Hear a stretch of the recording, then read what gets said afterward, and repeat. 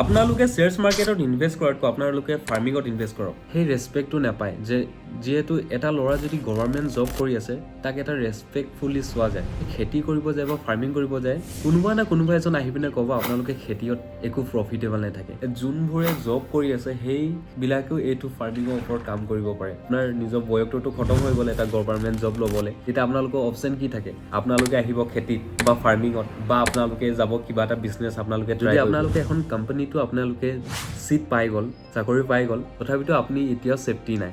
আপোনাৰ তেতিয়া আপুনি উলিয়াই দিব পাৰিব। আপোনালোকৰ যোনবোৰ থলুৱা প্ৰজাতি যোনবোৰ লগাই থৈ দিয়া আছে, আপোনালোকে তামোল গছৰ পৰা ইনকাম নকৰে জানো? চাহ বাগানৰ পৰা আপোনাৰ ভাল ইনকামে, কিন্তু চাহ বাগানৰ আপোনালোকৰ বেছি মেইনটেনেঞ্চ থাকে, ঠিক আছে, হ'লেও ভাল এটা ইনকাম জেনেৰেট হয়। ঠিক তেনেধৰণে এনেকুৱা টাইপৰ আইডিয়াৰ ওপৰত চাওক যোনবোৰ খুব কম সময়ত আমাৰ অসমত হ'ব পাৰে। হয় নমস্কাৰ, মই হিৰক। আজি আপোনালোকৰ লগত কথা পাতিবলৈ গৈ আছোঁ কিয় ফাৰ্মিং এটা ইমান ভাল আইডিয়া আপোনালোকে যদি ষ্টাৰ্ট কৰে।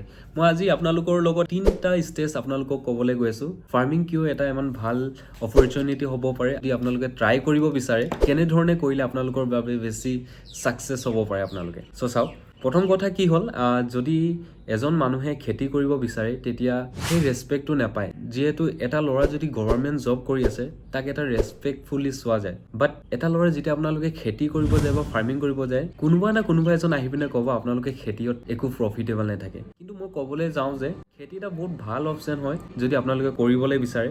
আৰু লগতে যদি আপোনালোকে খেতি বা ফাৰ্মিং কৰিব বিচাৰিছে তেনেতো আপোনালোকে নেচাৰৰ প্ৰতি ভাল এটা কাম কৰিছে, আপোনালোকে এনভাইৰনমেণ্ট প্ৰতি এটা ভাল কাম কৰি আছে। যিহেতু আমিতো জানো গছ গছনিৰ পৰা ভাল এটা অক্সিজেন লেভেল মেইনটেইন কৰি থাকে। ঠিক তেনেধৰণে মই ক'বলৈ গৈছোঁ 3টা ষ্টেজ ফাৰ্মিঙৰ, যিহেতু এটা আছে লং টাৰ্ম ইনভেষ্টমেণ্ট, আৰু এটা আছে শ্বৰ্ট টাৰ্ম, আৰু এটা যেনেকৈ আপোনালোকে ডেইলি বেচিছত আপোনালোকে পোৱা। চ' লং টাৰ্ম ইনভেষ্টমেণ্টত কি হ'ব, যেনেকৈ আপোনালোকে শ্বেয়াৰ্ছ মাৰ্কেটত পইচা লগায় তেনেধৰণে আপোনালোকে ফাৰ্মিঙতো আপোনালোকে লং টাৰ্ম ইনভেষ্টমেণ্ট কৰিব পাৰে। লং টাৰ্ম ইনভেষ্টমেণ্টত কি হয়, আপোনালোকে গছ পুলি লগোৱা, যেনেকৈ চন্দন।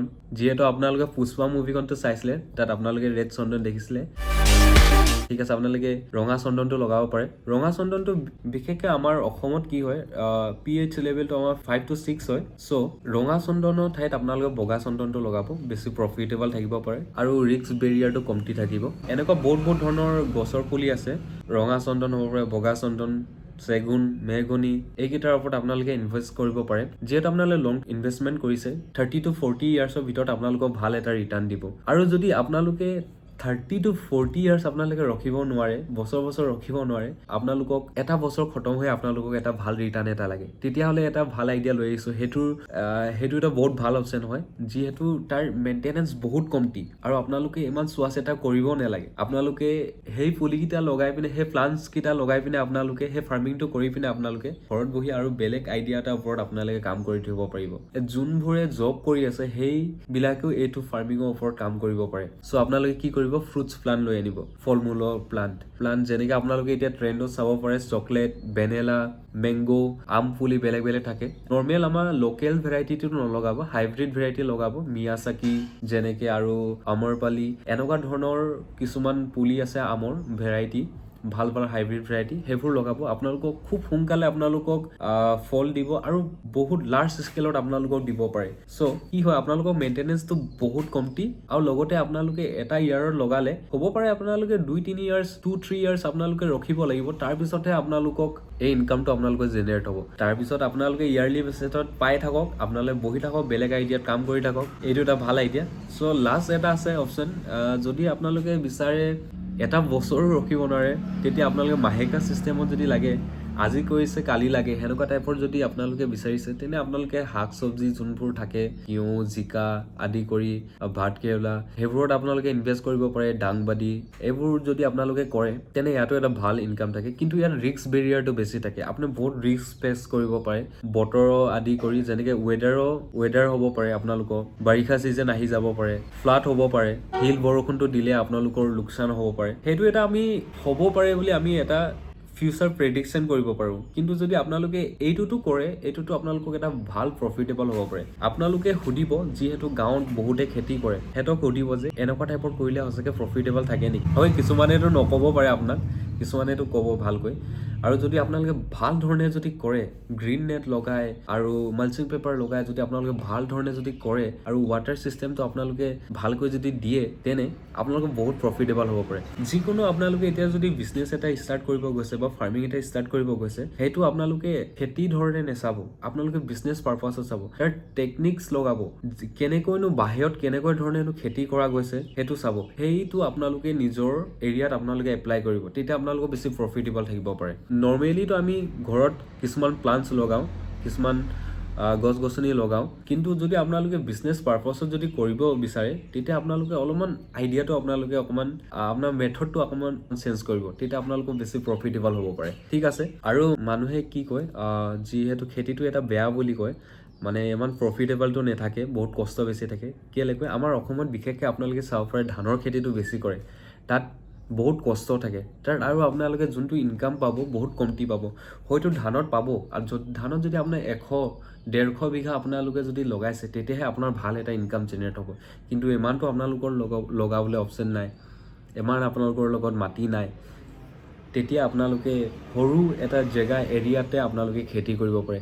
ফাৰ্মিঙো এনেকুৱা বেলেগ বেলেগ ধৰণৰো ফাৰ্মিং আছে, যোনটো আপোনালোকে কম জেগাত কৰিব পাৰে। হাইড্ৰফনিক ফাৰ্মিং আপোনালোকে কৰিব পাৰে, যোনটো পানী থ্ৰু দি কৰা যায়, আৰু তাতে নিউট্ৰিশ্যন চব মিলাই পিনে আপোনালোকে কৰিব পাৰে, আৰু তাত ফ্ৰুটছ যোনবোৰ দিয়ে বহুত ভাল আৰু বেছিকৈ দিয়া যায়, আৰু তাত আপোনালোকে ৰিটাৰ্ণো ভাল পাব। আপোনালোকৰ যদি মাটি আছে, আপোনালোকে মাছৰুম, কাঠফুলা খেতি আৰু বেলেগ বেলেগ ধৰণৰ আছে খেতি, সেইবোৰ আপোনালোকে ট্ৰাই কৰিব পাৰে। এনেকুৱা বহুত ধৰণৰ আইডিয়া আছে, আপোনালোকে যদি ভালকৈ যদি ৰিচাৰ্চ কৰে, তেতিয়া আপোনালোকে হয়তো সঁচাকৈ ছাকচেছ হ'ব পাৰিব। যদি আপোনালোকক এতিয়াও খেতিৰ ওপৰত যদি বিশ্বাস নাই, ফাৰ্মিঙৰ ওপৰত যদি বিশ্বাস নাই, মই অকণমান আপোনালোকক ক'বলৈ বিচাৰিছোঁ, যিহেতু আপোনালোকে চাব পাৰে আপোনাৰ ঘৰত নিজাকৈ এডোখৰ জেগা আছে, য'ত আপোনালোকে তামোল পাণ, চাহ পুলি লগাই থোৱা আছে, পাণ, জালুক, আপোনালোকৰ যোনবোৰ থলুৱা প্ৰজাতি যোনবোৰ লগাই থৈ দিয়া আছে, চ' তাৰ পৰা আপোনালোকে ইনকাম নকৰে জানো?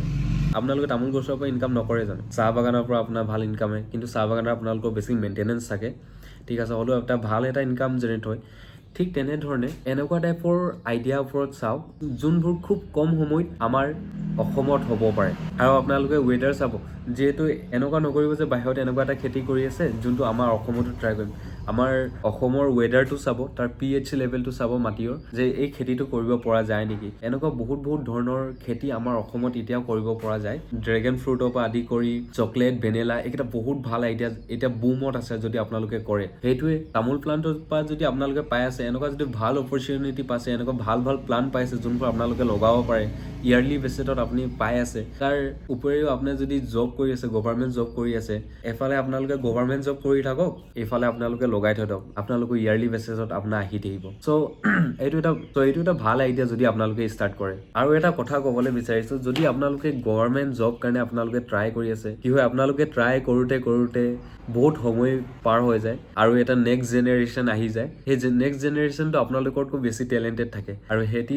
জব আপোনাৰ ওচৰৰ পৰা যায়গৈ, তেতিয়া আপোনালোকৰ লাষ্ট কি থাকে, আপোনাৰ নিজৰ বয়সটোতো খতম হৈ গ'লে এটা গভৰ্ণমেণ্ট জব ল'বলৈ, তেতিয়া আপোনালোকৰ অপশ্যন কি থাকে, আপোনালোকে আহিব খেতিত বা ফাৰ্মিঙত, বা আপোনালোকে যাব কিবা এটা বিজনেছ আপোনালোকে ট্ৰাই কৰিব, তাতো আপোনালোকে ফেইলিয়াৰ ফেচ কৰিব। সেই আপোনালোকে 3-4 বছৰ যদি খৰচা কৰিছে তাত আপোনালোকে এটা গভৰ্ণমেণ্ট জব ল'বলৈ, আপোনালোকে কিয় খেতি আপোনালোকে ট্ৰাই কৰি নাচায়? আপোনালোকে এবাৰতো ট্ৰাই কৰি চাব লাগে। ঠিক আছে, আপোনালোকে গভৰ্ণমেণ্ট জবটো কৰক, সেইটো কাৰণেও আপোনালোকে ট্ৰাই কৰক, তাৰ পিছতো আপোনালোকে খেতিটো যদি আপোনালোকে লগতে ট্ৰাই কৰি চায়, যদি আপোনালোকৰ ছাকচেছ হৈ যায়, তেতিয়াতো আপোনালোকৰ গভৰ্ণমেণ্ট জবটোতো আপোনালোকৰ দৰকাৰ নাই। আৰু কি থাকে, যদি আপোনালোকে এখন কোম্পানীত যদি আপোনাৰ চিলেক্টো হৈ যায়, যদি আপোনালোকে এখন কোম্পানীটো আপোনালোকে চিট পাই গ'ল, চাকৰি পাই গ'ল, তথাপিতো আপুনি এতিয়াও ছেফটি নাই। আপোনালোকে ভাবিব, যিহেতু আপুনি এখন কোম্পানীৰ এটা এমপ্লয়, এনেকুৱা বহুত এমপ্লয় তাত সোমাই আছে, কিন্তু যেতিয়া অনাৰে চাব যে আপোনাৰ কামবোৰ ভাল নাই, আৰু এখন কোম্পানী ভাল এটা ইনকাম কৰিব পৰা নাই, তেতিয়া কি কৰিব? ৱৰ্কাৰ্ছবোৰ বেছি হৈ গৈছে, কাম বেছি, এমপ্লয় বেছি হৈছে, তেতিয়াতো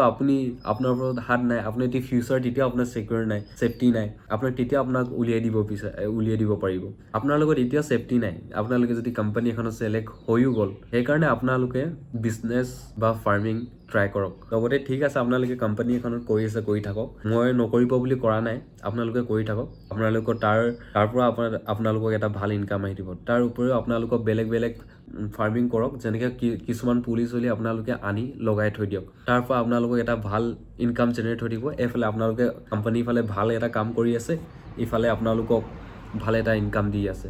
তো আপোনালোকে ষ্টাৰ্ট কৰিব পাৰে আৰু মই এই ভিডিঅ'টোত এতিয়া মই শ্বেয়াৰ্ছ মাৰ্কেটৰ বিষয়ে মই বেয়াকৈ কোৱা নাই শ্বেয়াৰ্ছ মাৰ্কেটৰ ওপৰতো আপুনি লগাব পাৰিব কিন্তু তাতো ৰিস্ক থাকে আৰু ফাৰ্মিঙতো ৰিস্ক থাকে ঠিক আছে ফাৰ্মিঙৰ ৰিস্ক নাথাকে বুলি ক'ব নোৱাৰোঁ ফাৰ্মিঙতো ৰিস্ক থাকে চবতে ৰিস্ক থাকে কিন্তু আপোনালোকে যদি ফাৰ্মিং কৰে এটা ভাল ৰিটাৰ্ণ আপোনালোকে পাব পাৰে সেইটোৰ বাবে মই এই ভিডিঅ'টো বনালোঁ ফাৰ্মিং কিয় এটা ইমান ইম্পৰ্টেণ্ট ৰ'ল প্লে' কৰে যিহেতু আমাৰ অসমত চাব পাৰে খেতি বুলি ক'লে এটা ভাল দৃষ্টিয়ে নাচায় মানে আমাৰ ৰেচপেক্টটো পোৱা নাযায় যিহেতু আপোনালোকে চাব পাৰে ফৰেইন কাণ্ট্ৰিত এগ্ৰিকালচাৰ ছেক্টৰত বুম মাৰি আছে কিন্তু হয়তো আমাৰ ইণ্ডিয়াতো মাৰি আছে ইমান বেছি নহয় সেই লেভেলত নহয় আৰু আপোনালোকে নিজৰ ফিউচাৰটো ফাৰ্মিং থ্ৰুদি আপোনালোকে ছেফটি কৰিব পাৰে ঠিক আছে এইটোৱে ভিডিঅ' মোৰ ফালৰ পৰা আছিলে যদি আপোনালোকক ভাল লাগিলে তেনে ভিডিঅ'টো লাইক এটা কৰি দিব আৰু লগতে কমেণ্ট এটা এৰি দিব যদি মই এই ভিডিঅ'টোত কিবা এটা ভুল কৈ পালোঁ তেতিয়াহ'লে আপোনালোকে কমেণ্ট ছেকশ্যনত দিব যিহেতু মই বিচৰা নাই যে আপোনালোকৰ আৰু এই ভিডিঅ'টোত আপোনালোকৰ বেকগ্ৰাউণ্ড ভইচ অলপ